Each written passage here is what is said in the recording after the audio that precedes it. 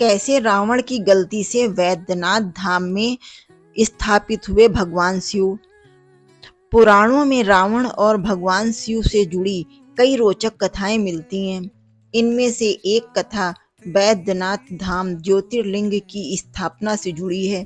यह कथा हमें सिखाती है कि अहंकार और अधीरता किस तरह मनुष्य को महान उपलब्धियों से भी वंचित कर सकती है। आइए जानते हैं इस कथा को विस्तार से। रावण की घोर तपस्या और बलि वरदान। लंका के राजा रावण भगवान शिव के अनन्य भक्त थे। उन्होंने कठोर तपस्या की, शिव जी को प्रसन्न भी कर लिया।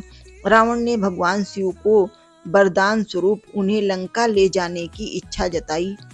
शिव जी ने उसकी भक्ति से प्रसन्न होकर कहा, मैं तुम्हारे साथ चलूंगा, लेकिन एक शिवलिंग के रूप में। ध्यान रखना, यदि तुमने इसे कहीं भी भूमि पर रख दिया तो मैं वहीं स्थापित हो जाऊंगा। रावण को अपनी शक्ति पर अत्यधिक गर्व था। वह शिवलिंग को लेकर गर्व से लंका की ओर प्रस्थान कर गया। भगवान विष्णु ने कैसे रोका रावण को। जब देवताओं को यह ज्ञात हुआ कि रावण भगवान शिव को लंका ले जा रहा है तो वे घबरा गए। भगवान विष्णु ने रोकना चाहा, क्योंकि अगर वो भोले बाबा वहां चले जाते तो बाकी सबका कल्याण कैसे होता। इसलिए भगवान ने कहा रावण लंका ले जाने से रावण को रोकना पड़ेगा कि शिव जी को लंका न ले जा पाए। तब देवताओं को यह ज्ञात हुआ कि रावण भगवान शिव को लंका ले जा रहा है तो वे घबरा गए।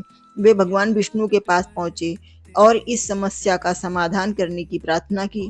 भगवान विष्णु तो बहुत हैं मस्त, उन्होंने सबकी प्रार्थना सुन ली। भगवान विष्णु ने एक बालक का रूप धारण कर लिया और रास्ते में रावण के सामने आ गए।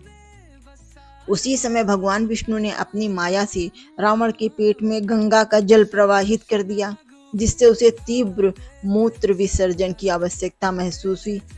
रावण असमंजस में पड़ गया, सोचने लगा शिवलिंग को नीचे रखना ठीक नहीं है।